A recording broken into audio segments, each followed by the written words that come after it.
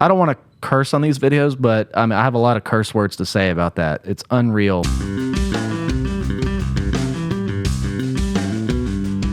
What's up, guys? Welcome back to Lowen University. And this week, I'm super excited to shine the spotlight on the best living bass player today, in my opinion, Mr. Victor Wooten. I've covered so many amazing bass players, and I'm going to cover so many more on this channel. But man, just in terms of wisdom, versatility, teaching ability, being the nicest guy ever, he's up there for me. I've had the fortunate pleasure of seeing him live plenty of times, seeing his clinics, meeting the guy, and he is just the real deal. And we're going to watch an excerpt of a solo piece called The Lesson, filmed at EMGtv Studios. And I got the idea for this video because I was watching an old performance of myself here at this beautiful facility, and I thought, there's got to be a bass player I could cover who played here, and immediately dawned on me that he had posted this a long time ago. It's been a very long time since I've seen this, but we're going to take a deep dive into all the craziness that he's doing on bass, some of the techniques, and I'm going to do my best to demystify some of that for you. So let's jump in. This is The Lesson by Victor Wooten on EMGtv.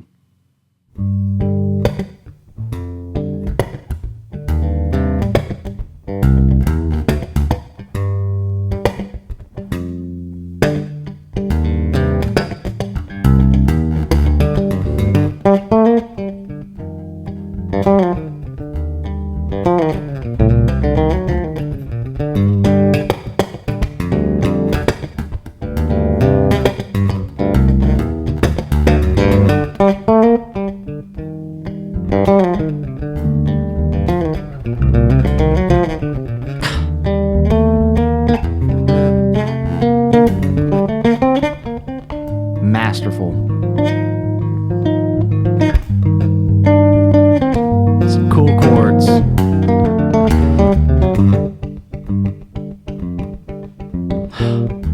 Before it gets going again, I gotta choose my pause points carefully because it's a whole vibe. I'm gonna try to do it at the best points I can. So much going on here in just the first minute. He's in the key of G, I believe. So he's actually kind of sticking around this same chord progression so far, and from watching this a long time ago, I think it's a variation on this chord progression the whole time. This is called an Andalusian cadence. Very famous chord progression used in flamenco music. It dates all the way back to the classical period. You can hear it in a lot of classic songs. You can hear it in a lot of new songs. It's a very loopable chord progression that's very full circle. It's basically a minor 1, so in G minor, and then a major 7, major 6, and then major 5. And the reason it goes back to that major 1 so easy is just because of the major 5 has the raised third. And it's just a nice resolve. You know, you hear it in songs like Walk, Don't Run.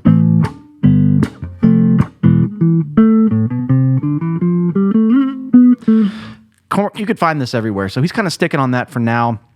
He's adding some different chord extensions. Looks like a 7th in there, a dominant 1, maybe a 9. And so much technique going on, but we'll jump into that in a second. Let's keep going.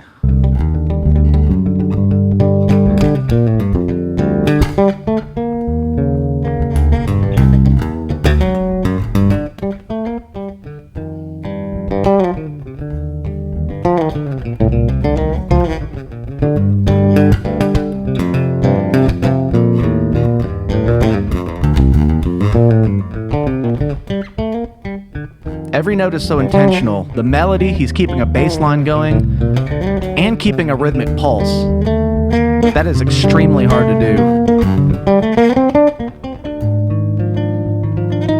Like an A flat there.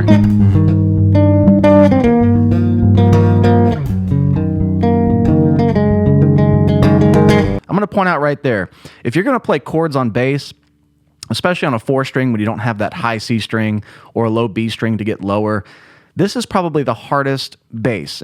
Just a 4-string bass is the hardest bass to play chords on and have them sound not cluttered, because the key to playing chords on bass is to getting the notes spread out as much as possible.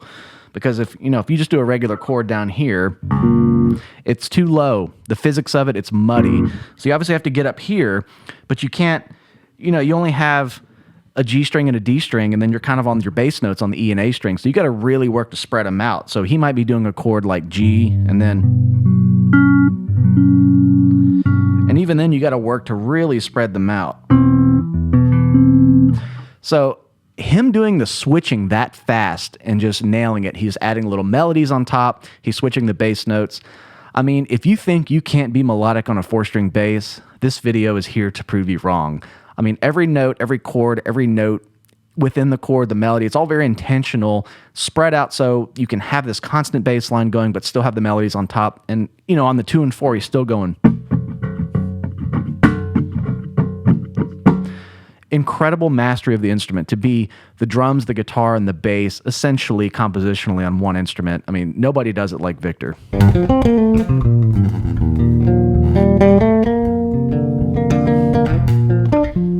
at those stretches.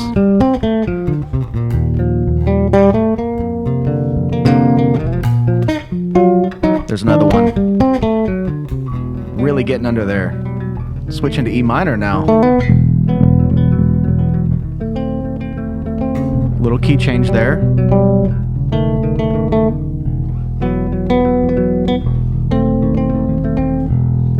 So going on my tangent real quick about spreading the notes out. This is a great technique to do it as well. He's switched keys to E minor here, and he's using what's called sort of a pedal tone, where you can just ring that open E string and make dozens of chords over it. But you can keep that low E string because it's very far away from everything you're doing up here. But it kind of frees up that finger because you have the open string, but you can do.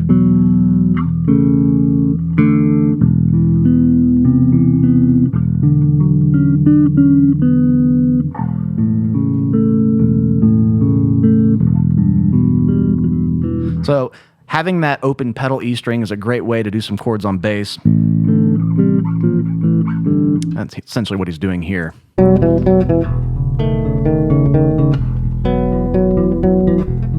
See, just ringing that E and creating all sorts of chords over it. And it's kind of a little break for him having to fret a different bass note up high.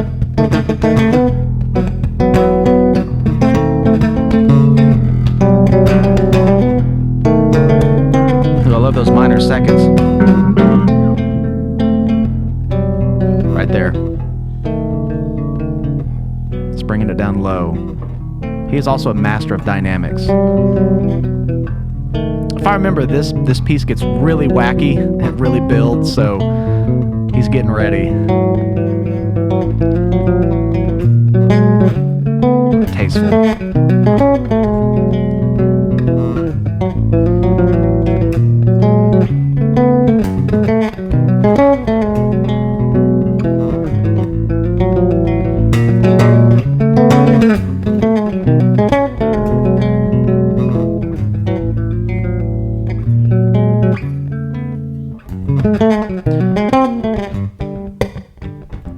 Okay, before it gets in this next section, just want to shed some little bit of a spotlight on this technique. When I first watched Victor Wooten's videos growing up, I could not understand the double thump technique. You know, I was like, how is he doing this on one string? Because there's an old video of him, it looks like it was filmed on a potato, but he's breaking it down really quick. You know, he's like down, up, pluck, pluck. And I'm like, how do you get it all so tight and focused? And it took me a long time to really grasp the concept mentally and then just physically getting the muscle memory down to execute it.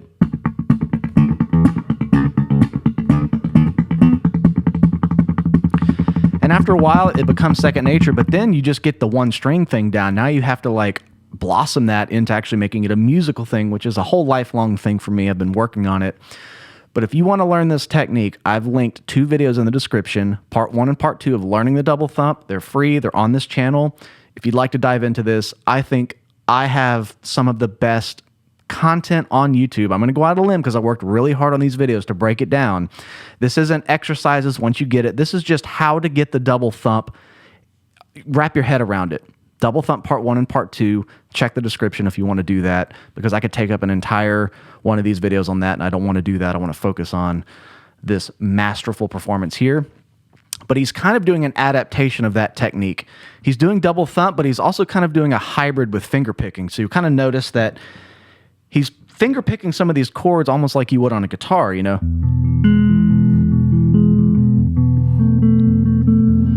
but he's adding kind of an up and down vertical motion with his forearm. He's kind of putting more power into it, and that allows him to get that percussive, the 2 and the 4. He's kind of recreating that snare drum.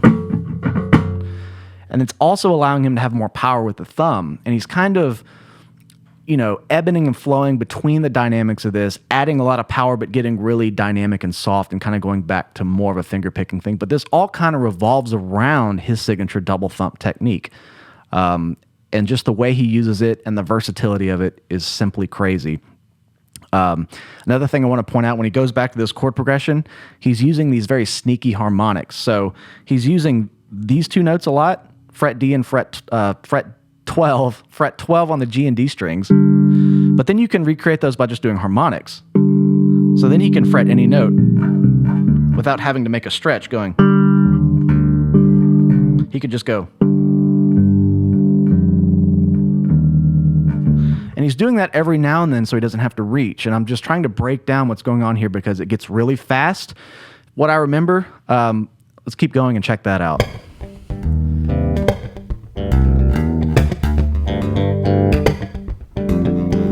It allows him to get that power.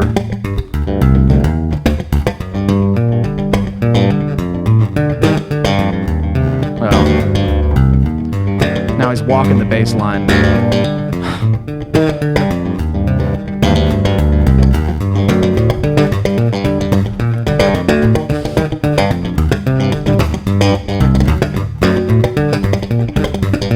Listen to that little double thing he throws in. I promise I won't pause. I'm going to let this play, but he throws in those little tick-a-tick. I mean, it's just the accuracy and preciseness, the precision. Unreal.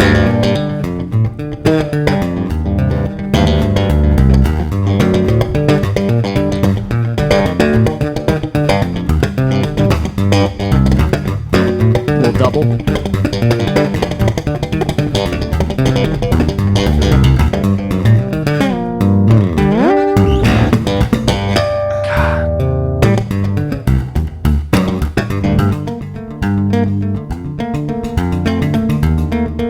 Now he's doing the variation with some 2-handed tapping.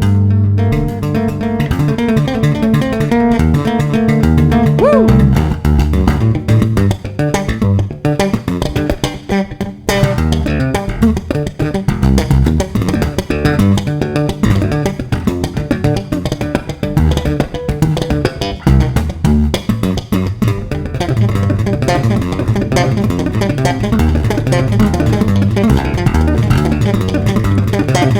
Listen to the bass note still going under it.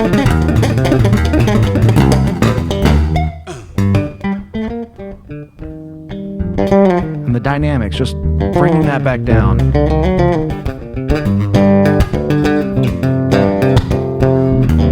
I don't want to curse on these videos, but I have a lot of curse words to say about that. It's unreal. I wanted to do something and go back and watch this slowed down. Hopefully it doesn't make my video buffer or do anything crazy.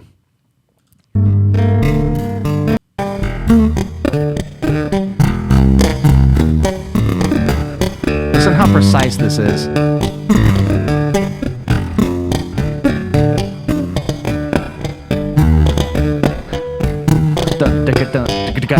Just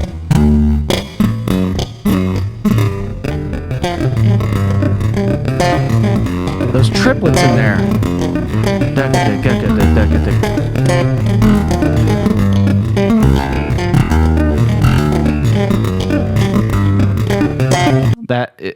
It's even crazier when you watch it slow. It really is. Man, there's nobody that can do it like this. There just isn't. And you'll notice kind of when he plays these really blizzard fast passages, he's keeping his hand close because you have to think about it. There's a lot of physics going on here that makes this so crazy to me.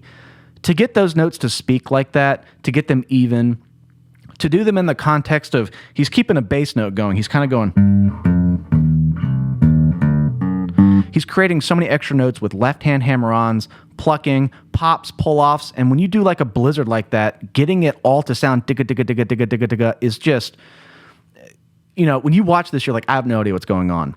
Some of this I still don't either, but I know that's just a crazy combination of timing and perfect intervals with multiple techniques going on. And, The best way I can kind of break that down for you, example kind of like this. So he's obviously using a lot of double thump. You can get 4 rapid notes really quickly.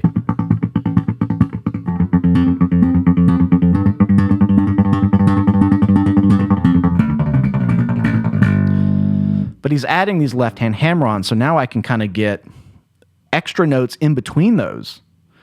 So with a very fluid economy of motion, I can make it sound really quickly. I can make it sound very fast and move very quickly, but not really be putting in a lot of physical effort. And it kind of looks like he's playing intensely, but it's just economy of motion kind of thing. Let me show you. So if I hammer on here, that's 2 notes.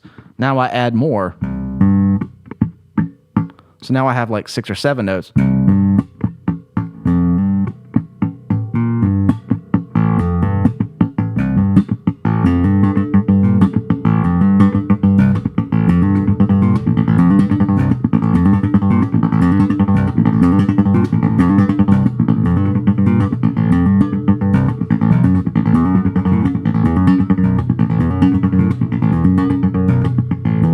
That's kind of what he's doing here. And again, there's so many combinations of hammer-ons and pull-offs, and he's got his own groove going here, but that's essentially it. I can do something really fast, but I'm not really putting in a lot of physical effort. I'm just kind of timing it and working it down real slow.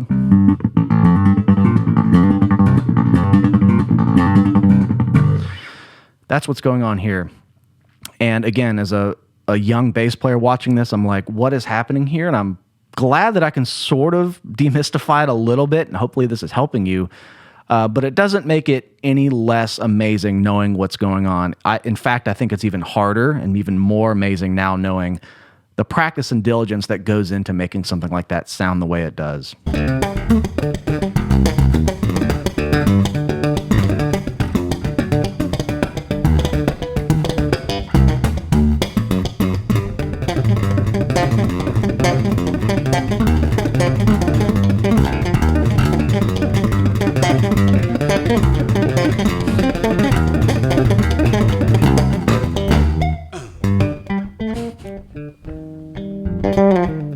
I could watch this all day. Kind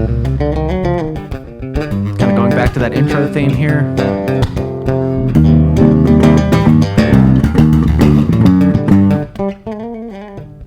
Ooh, that was a tasty lick. Also, look at his thumb there. That is a really hard skill I don't have. His thumb is wrapping over right there and getting those bass notes. I have never tried that. I can't do it.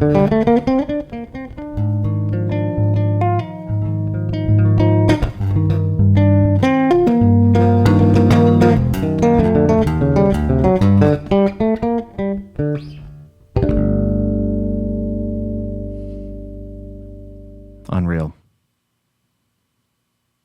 Nothing like it. So I've said this before in other videos, but I really mean it for this one. Every time I watch Victor Wooten perform, it's like seeing the guy for the first time. I remember the first time I saw him, it was an instructional DVD.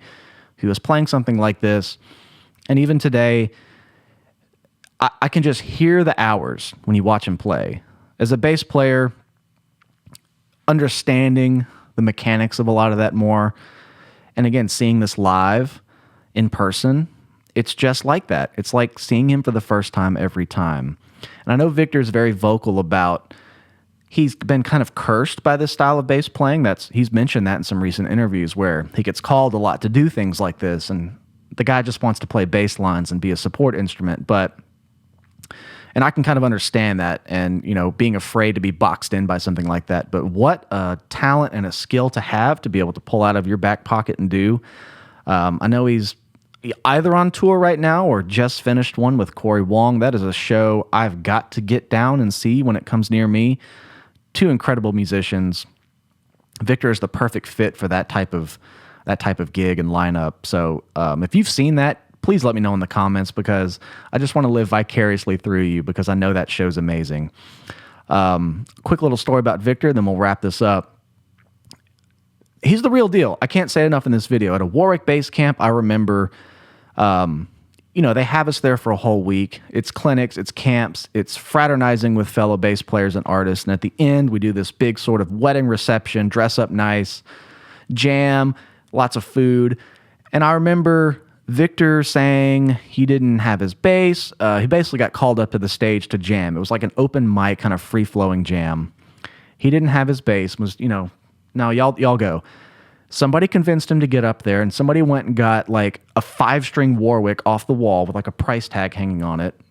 Probably a little dusty, been sitting there a while, and they just handed it to him, and he went on stage and just played like that. That just blew my mind. I will forever remember being like, wow, because if you just gave me a bass I had never played, it would take me a minute just to play normally, just to kind of figure out, how it's going to balance. And this guy is just such a natural. I just will forever remember the imprint that had on me, that he just truly has a mastery of the physicality to play something like that. All in all, mind-blowing. And of course, I'm going to round this out and say he is the nicest, most down-to-earth guy ever, and just such a great speaker. He has so many lectures on YouTube talking about music and how it relates to life and spirituality. And it's, he was forever an inspiration to me as a bass player. With that being said, thank you so much for watching. I hope you enjoyed this, and please leave me a comment if you'd like to see me react to something else and do a bass analysis on it. Please give this video a thumbs up. Please make sure you're subscribed.